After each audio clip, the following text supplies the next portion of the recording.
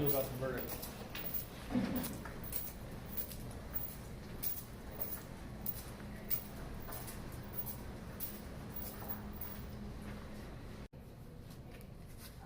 Okay. All right, Sam, your thoughts on the verdict? I can say that it's a great relief. You know, it's almost 2 years that we've been working on this case. Multiple homicides.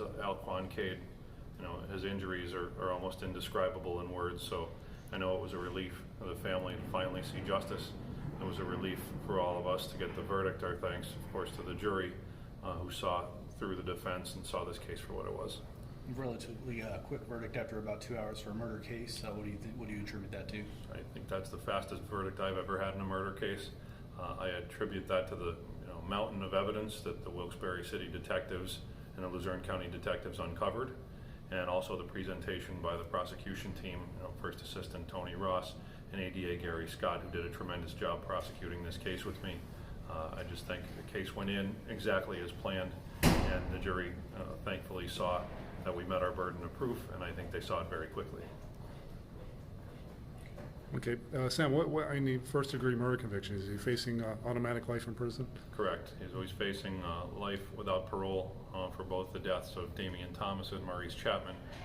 He's also facing a considerable amount of time for the attempted murder of Quan Cade, which is the purpose of the pre-sentence investigation. The attempted murder, the 2 aggravated assault charges, and the firearms offense. How tough was the trial, Sam, without or very limited direct evidence? Basically, what you said in your opening was highly circumstantial, but without the firearm, without the DNA blood evidence, I mean, how difficult was the trial? It's something that made the trial very difficult. I think that it's something we're going to see more and more of. We have fewer people that want to or are willing to get involved. As you saw, we had to bring one of the witnesses in handcuffs who tried to avoid coming to court.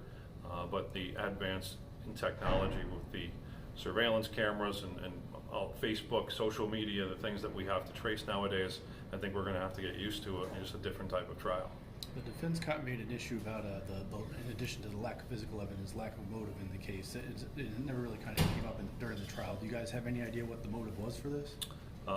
We've had several rumors about what the motive is, nothing solid enough to put in front of the jury. Thankfully, the jury understood the instruction. Sometimes motive is just in the brains of the murderer. You never find out what it is. Usually we can piece it together with circumstantial evidence. In this case, we could not, although we have some ideas, and the investigation is certainly not over. Maybe we will be able to figure that out. But we're going to proceed with the investigation in this case. I don't think by any means all the guilty parties have paid their penalty yet. Is there any evidence, like Mr. Jayshawn, that he knew the victims at all?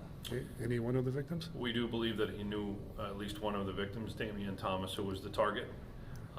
The other 2 victims, I don't know that he knew Maurice Chapman. I don't believe so. And according to Quan Cade, he had no idea. So Quan Cade was a completely circumstantial casualty, and we believe Maurice Chapman was too. If you watch that video, Maurice Chapman, in the disarray following the first gunfire, he actually nearly runs into Jayshawn Johnson, and that's when the defendant turns his gun on Maurice Chapman. So we think that was just complete circumstance that ended up, unfortunately, in Chapman's death.